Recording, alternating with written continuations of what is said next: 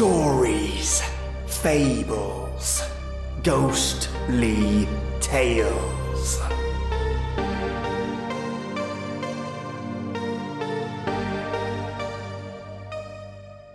Welcome, you lovely listeners. Is your day a bit meh? A bit blah? Maybe you're coming down with something. A virus. That's right. Curable though. You might have the case of boredom. Don't worry, I'm here to help. Just relax. I have my tea and you have me. So let's talk stories. Today I have for you another Augie story titled The Guardian. A man has a reoccurring dream. What does it mean? Is it real or just his imagination? And our second story is by a Nosleep author, Chris Bird 93, titled A Letter to My Father. A son reaches out to his father and gives him a heart-to-heart talking to. Now, both these lovely authors have their own websites. I'm going to include both in the show notes, and I really recommend checking them out if you enjoy their story and have some time. Now, turn off the lights, turn up the sound, and get ready for something different. The Guardian. I sat on the edge of the firm leather couch, resting my elbows on my knees. I took a deep breath and felt the muscles in my neck tighten as I began. I'm sleeping in my bed when I hear a noise. I open my eyes just a bit and see my wife sleeping soundly next to me. The cat curled up between her legs. I closed my eyes again, assuming it was my dumb neighbor. Not a minute later, I hear it again. This time it was louder. It's almost like a tapping or banging noise. I sit straight up and turn behind me, and that's when I see him. An average-built man wearing a dark hoodie and baggy jeans. He had no face and is just standing at the window. That's when I usually wake up. I leaned back, a bit relieved to get the dream I'd been mulling over for 3 weeks out of my head. Had it not been for my wife, I wouldn't have met with a therapist at all. Well, that's not uncommon, Dr. Graham said. Have you been stressed lately? Sometimes stress can manifest itself into nightmares. I'm not going to lie, money has been tight. It's a lot to deal with, supporting my small family, I replied. You're doing everything you can, James. You can't put unrealistic expectations on yourself. You're only human. Doc, with all due respect, the pressure I put on myself is completely warranted. My wife hasn't been able to work in years thanks to her back injury. Have you given any thought to government assistance? Nah, I'd rather not bother with it, I said, crossing my arms in front of me. James, there are certain things you need to put your pride aside for. In my professional opinion, this is one of those things. However, I can't make that ultimate decision for you. The doctor paused and scribbled something down into his notebook. He pushed his glasses up on his nose and looked at me through them. And what do you think these dreams mean? In every dream I have of this man, I feel powerless. I feel like I can't move, and that I have no strength. It feels like, even if something did happen, my arms would be noodles, and I might not even be able to stand on my own. Whether this man bursts through the front door, stands at the window, or he's at the foot of our bed, I can't protect my wife. That's the fear that wakes me up. These words seemed to spit out of my mouth, without me actually thinking about what I was saying. I looked up at Dr. Graham, with a surprised look on my face. He scribbled more down into his notebook, checked his wristwatch and sighed. Well, I'm sorry, James. It seems like we'll have to explore that facet of your mind in our next session. My next appointment will be here in 10 minutes. I wanted to protest, but on the other hand, I didn't want to keep talking about this. I could already feel a lump forming in my throat. I stood and shook the doctor's hand. I barely remember the drive home. I was in such shock that a stranger had somehow penetrated my brain. More so, that he could see what was actually happening in there.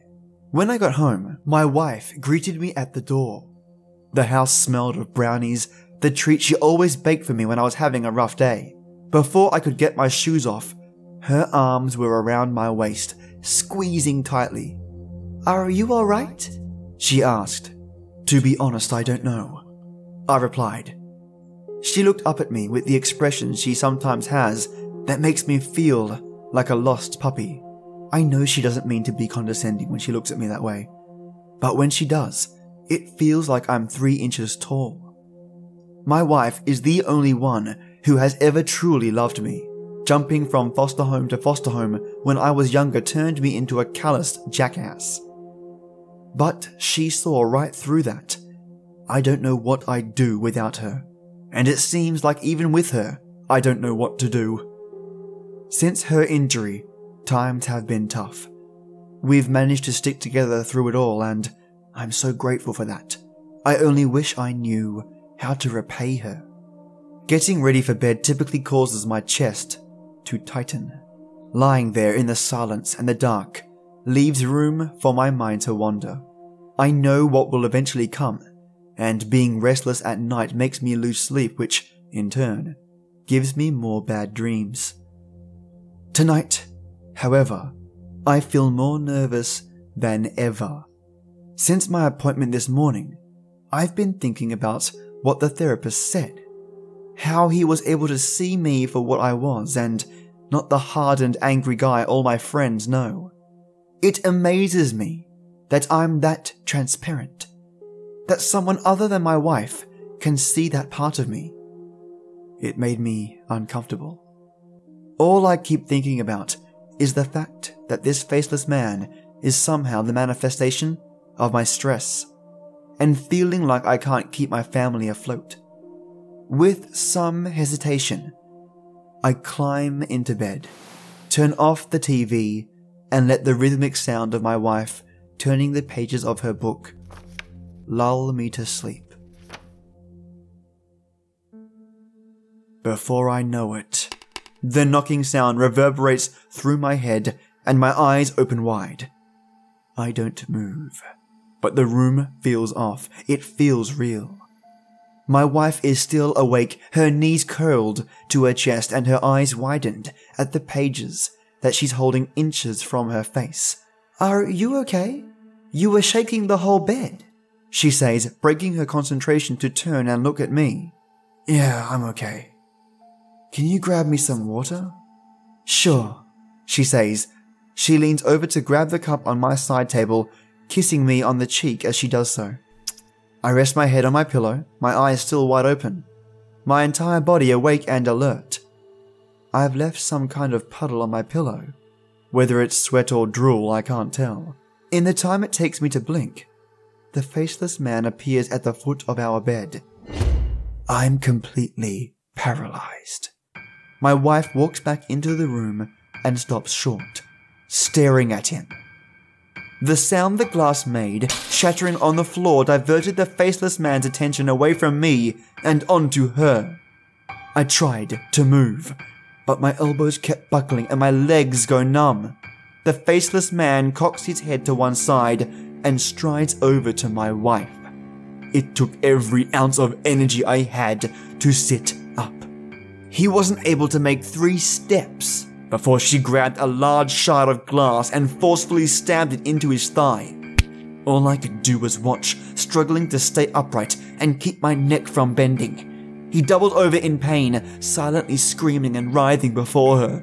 His baggy blue jeans were weighed down with ounces of blood he was losing each second. My wife kicked him over, and he fell hard on the floor. I heard something snap, and he stopped moving. My wife ran over to the bed, blood splattered across her white nightgown. She took me in her arms, and all at once, my strength came back. I held my head up, but I couldn't hug her back. I had never felt more useless, more powerless over anything before. My greatest nightmare had just been obliterated by the only person I cared enough to protect from it. I laid back down as my wife changed into new pajamas. My eyes closed and I began to cry. This was one of the worst nightmares I'd ever had. The only hope I had to look forward to was waking up from this and trying to analyze it with my therapist next week. Only, I didn't wake up. As the sun shone on my face the next morning, I realized I had been awake all night. My pillow was sopping wet. My wife was sleeping soundly next to me in a dark, oversized t-shirt. And there was a wide, dark blood stain on the floor beside our bed.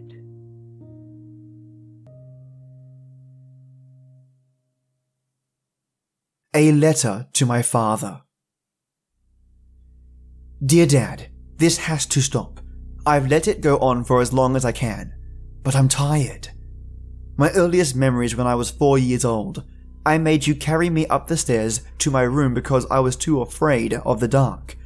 I had my arms hooked around your neck and your shirt bunched in my fists, and I watched as the light from the hallway faded as you ferried me up to my room. You dropped me into bed and turned on the nightlight as I clambered beneath the sheets, and the frame creaked as you sat next to me and ruffled my hair. Don't worry, Munchkin. There's nothing hiding in the dark. There's no such thing as ghosts. I believed you up until 3 days after your death. When you first came, it took me back to that fear I had when I was 4 years old. You quietly climbed the stairs, but I heard the last one creak. As it always has, I strained my ears, but was frozen stiff when you stomped down the hallway to my room.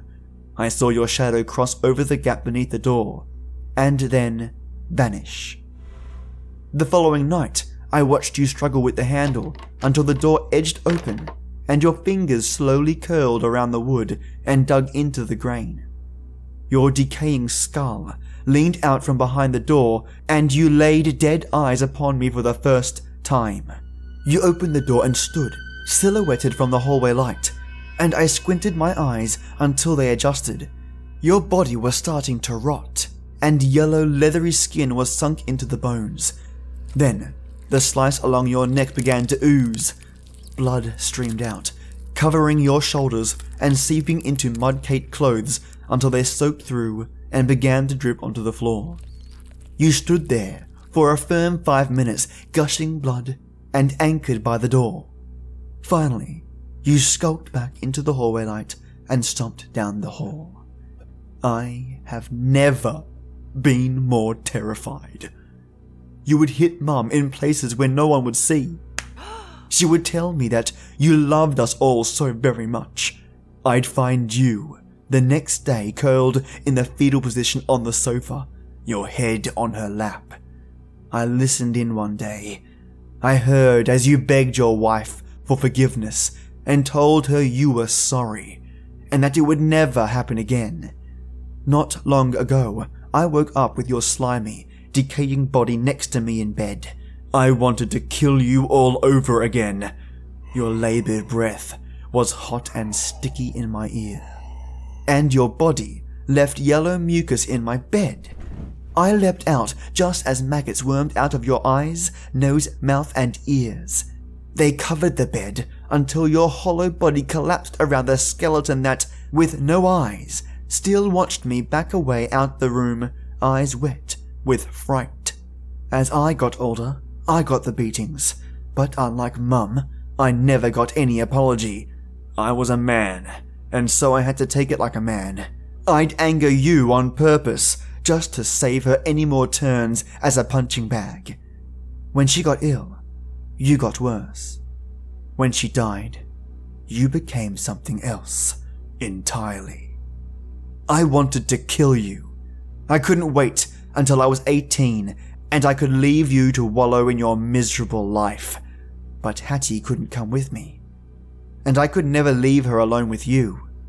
Social services, the police, any sort of plea for help. The thought of what you would do if you found us was the most horrifying thought of all. So I stayed and I took the whipping of belts and the broken bottles twisting into my back. Yesterday, you were violent. I woke up with you, latched onto the ceiling, black pus spilled out from your lungs and onto the bed. Then you fell on your back and your arms and neck contorted so that everything was backwards. You wrapped your hands around my neck and squeezed tighter and tighter as the last of my air escaped my lungs. Then you let go. And as I was gasping for breath, tears streaming down my face, you leant in and whispered, "There's no such thing as ghosts." The day I found the bruise on Hattie's left chest was the day you went too far. I found you outside, reclining on a deck chair as I got home from work. Your eyes were wet and red, and you'd already drunk a case of beer. You didn't even turn your head when you heard me slide open the patio door. "I'm sorry," you wept, knowing it was too late.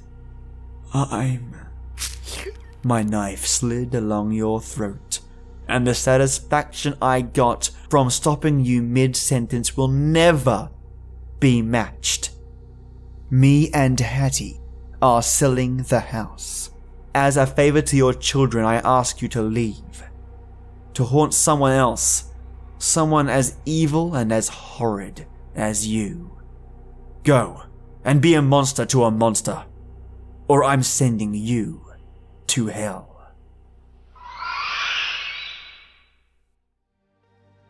Just fantastic. The Guardian had me on a roller coaster ride of amazement, surprise, and wow at the end. What a great read. Thank you, Augie, for allowing me to narrate your story. And a letter to my father. That escalated fast. The tagline at the end, "Go and be a monster to a monster, or I'm sending you to hell," is a killer badass burn to an undead creature, if I ever heard one. I mean, to me, that's up there with, "I've come here to kick ass and chew gum, and I'm all out of gum." For those of you who know that tagline, high five, yeah. And for those of you who don't know the tagline, it's from They Live, where the protagonist uses special glasses to spot aliens that are slowly taking over the world. Really, really good film. Has some primo fighting scenes in it as well. But back to the story, before I get sidetracked, goodness. I really love the pacing of your story, mate. You made it easy to follow, whilst holding no punches when it came to your descriptions of gore and the son's dialogue to his father. Great work, mate. A no-sleep story I won't be forgetting.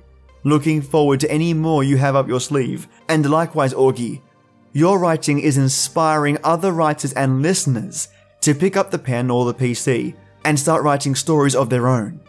I've received emails expressing how your stories are inspiring them to write better. So, of course, both of you feel free to send more stories my way.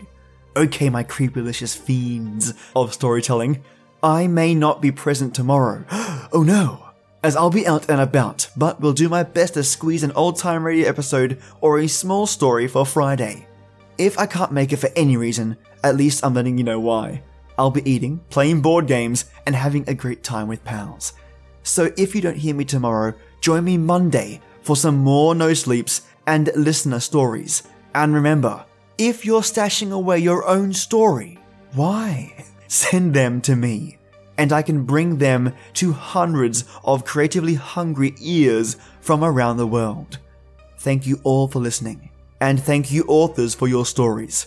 And as always, till next time.